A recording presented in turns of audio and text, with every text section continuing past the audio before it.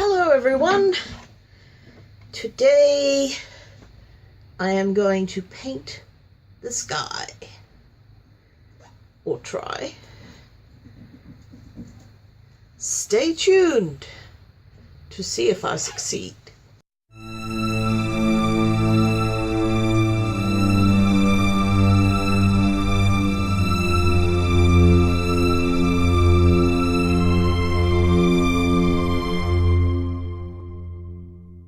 So, the other day, I went to the country to see some friends.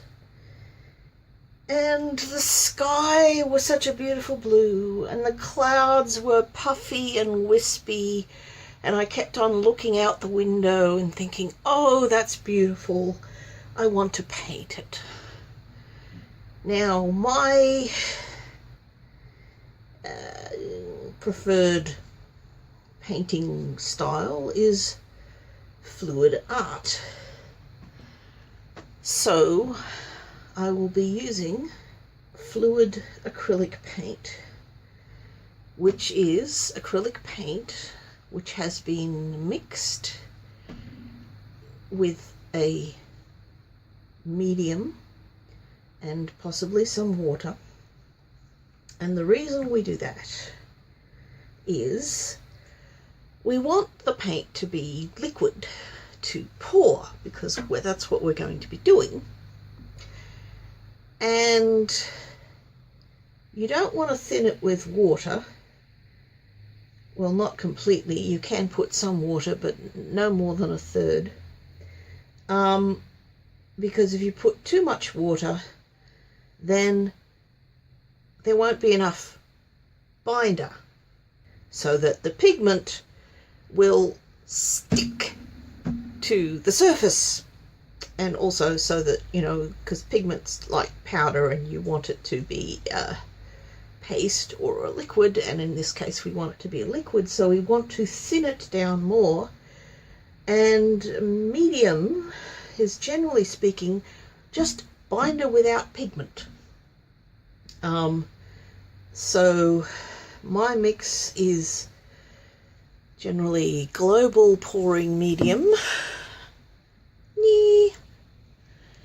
and flood Floetrol, which, as the bottle repeatedly states, is not a medium, it is a paint conditioner. Which, I don't know, but it makes the paint flow more easily. So the actual proportions I will put in the description below. So, how am I going to paint the sky? Well, looking at the sky, I mean, this is going to be like an artist's impression inspired by the sky, I think. Anyway, looking at the sky, I noticed that in the zenith it's quite dark, and on the horizon it's more pale. So what I'm going to do is I'm going to take various blues that I have and range them from dark to light. And these are going to be low density pigment colors. And you say, what? Why? Well, this one here is Anthraquinone blue, and the pigment used in this has a specific gravity of 1.5, according to me writing on my bottle. And this is Phthalo blue, which has a specific gravity of 1.6.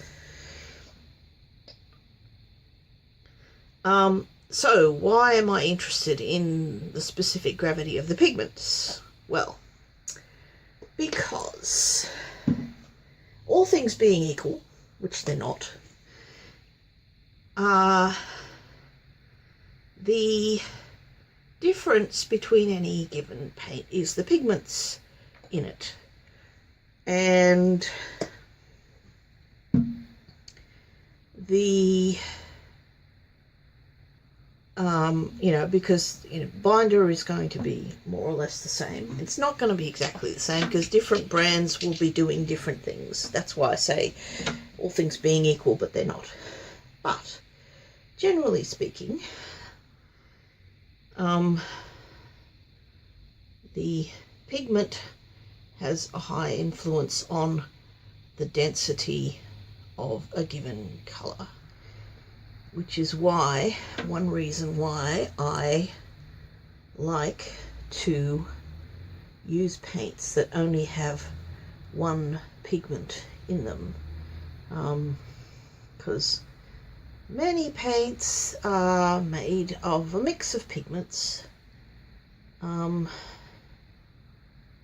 and I find that makes it more difficult for me to figure out whether it's going to be a lower or higher density than other paints. Because we don't really need to know the exact density, but we want to know the relative density.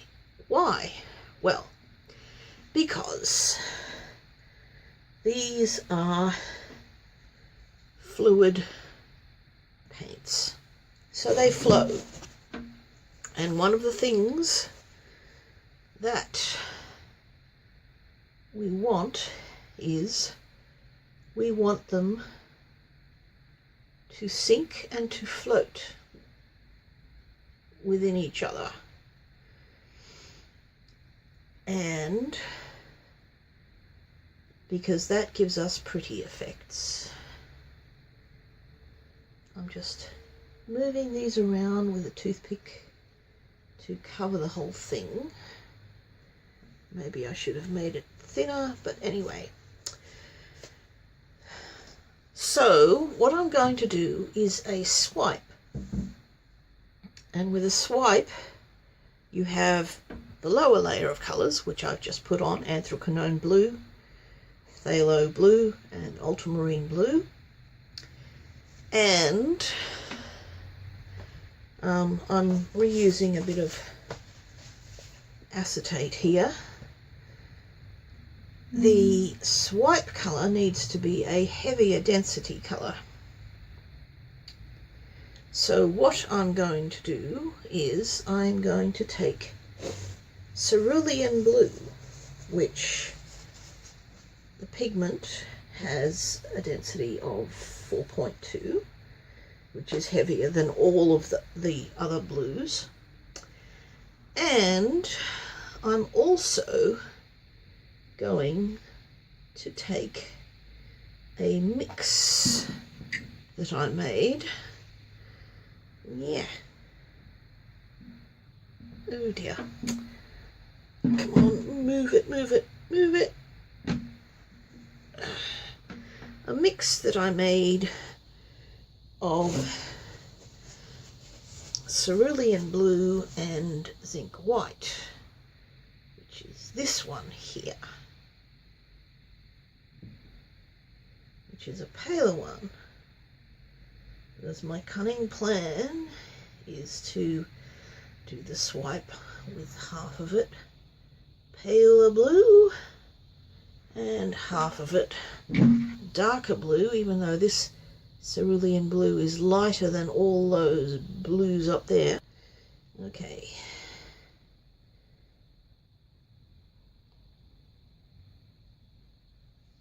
Lift this up and go plonk. Okay, so then I squish this down. There is going to be a lot of paint, and then I pull that like that and make a bit of a mess. But I have got cells and stuff, so this is good. I like that, though it seems to be mostly the light and the ultramarine. I may need to swipe it some more, or tilt it at least.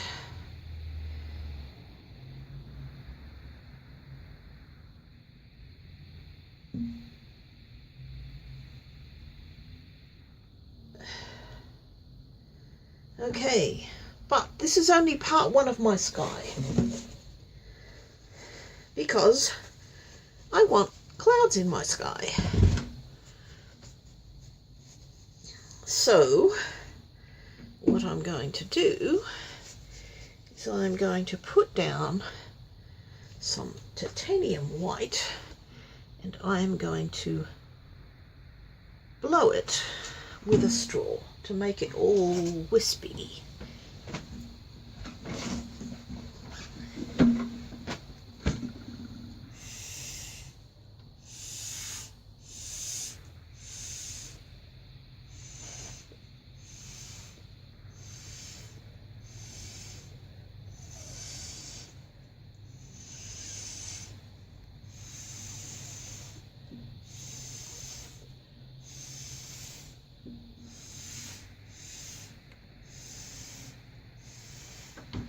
Okay, that's really wispy.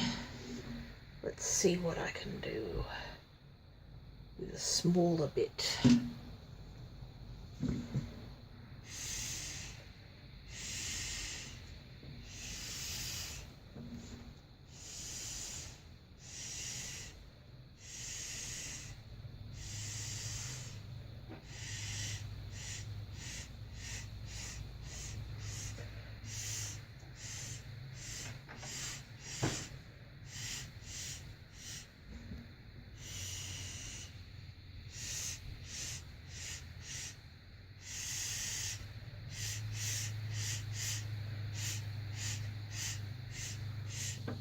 Okay,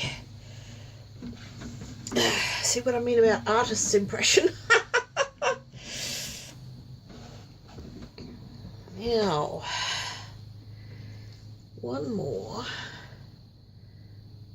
along here. Oh, and there's bubbles, lots of bubbles.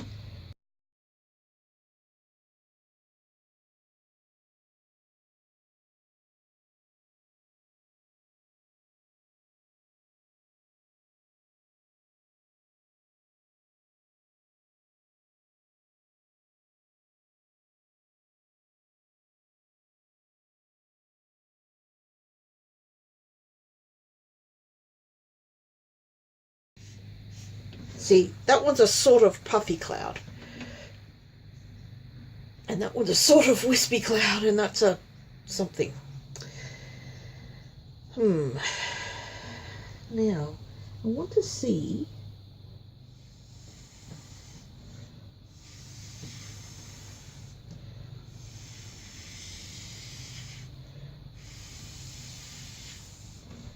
if I can make the horizon more horizon-y, and possibly not.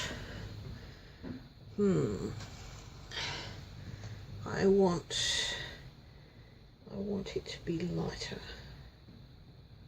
So I'll put the last bit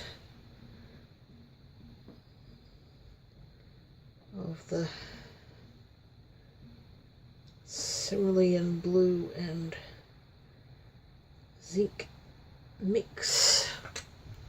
So I'll see what I can do with a palette knife.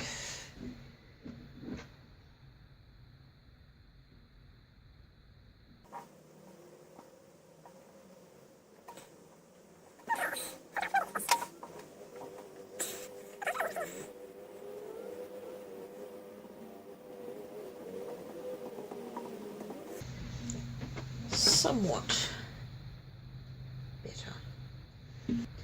I like that. I like that. I don't like that. It's too mixed with blue. So I will put more white there and see what I can do.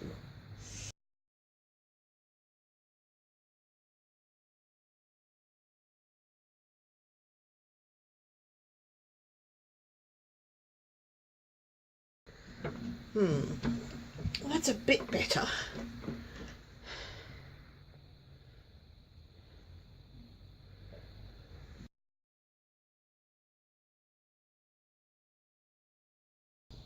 I don't want to push it into this one too much, so I should turn it around so that it's easier to blow away.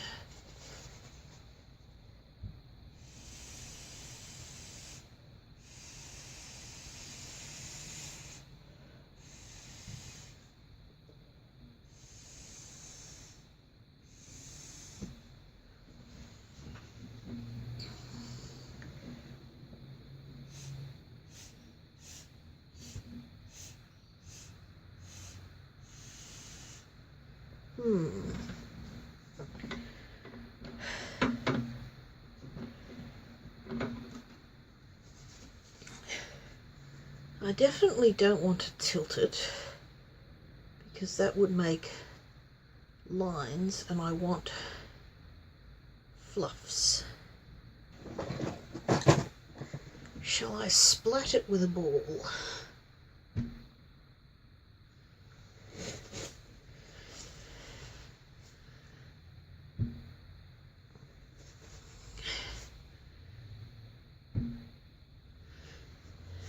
Okay, that has certainly moved the paint.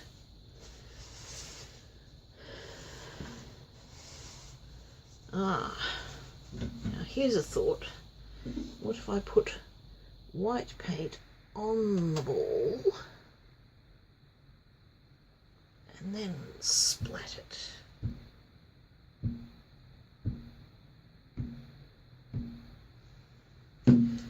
Well, that didn't, well, it did sort of.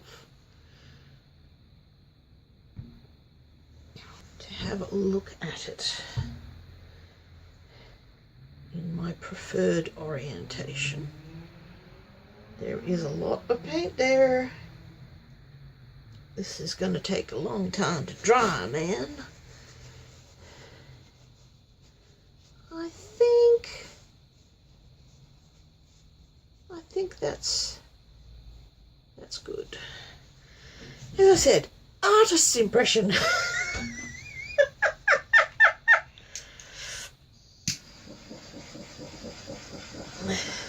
Now, this is to get air bubbles out, and also tends to encourage teeny tiny microcells which do interesting things. And that's one of the cool things about fluid art, is cells. But my belief is that the heat of the torch encourages movement of the layers of paint.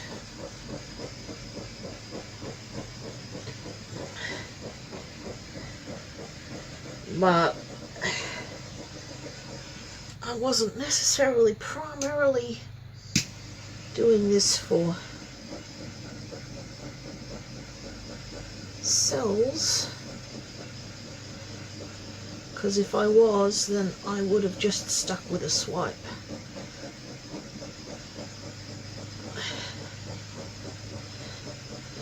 But I can't resist torching it! The mad scientist torching person.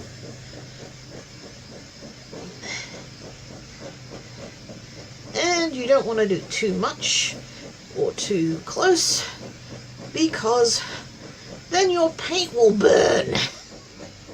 And that's not good. Okay. I think I shall stop. And the paint may move because it is still fluid. So we shall see what it does, because it has a mind of its own. And I shall see you when it's dry. Here, have a close-up. So, now it is dry. My sky, which doesn't look like a sky, but it looks pretty anyway. So I'm just peeling it off its platform, as I realised I haven't actually shown you me doing that before. So this is my lovely low-tack masking tape, which means it does not damage my paper. And I'm just peeling it off.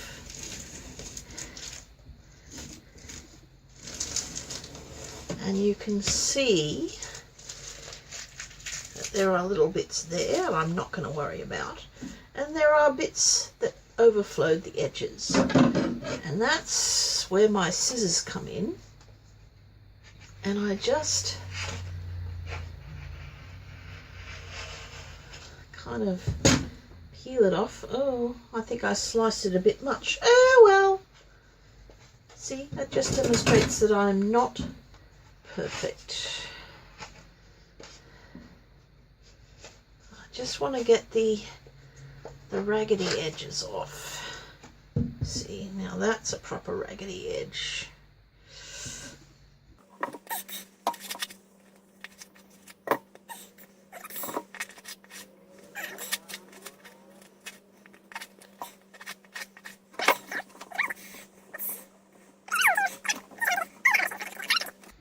So here is my sort of sky, all nice and dry. And I think it looks pretty.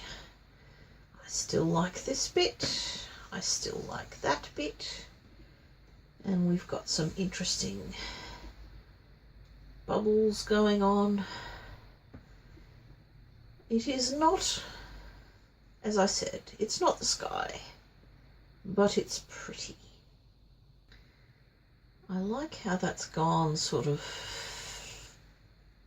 fluffy faded edges, and I like the pale blue in here, and I think it's got a reasonable balance. Odd numbers of things make them more dynamic. If you want something to be stable, make an even number. If you want something to be dynamic, make an odd number. So, I hope you liked that. I would adore it if you made some comments, asked me questions, suggested things for me to do next, because I want to interact with you. That is part of social media, being social, seeing these beautiful human beings out there and communicating. Until then, I shall see you in the next video.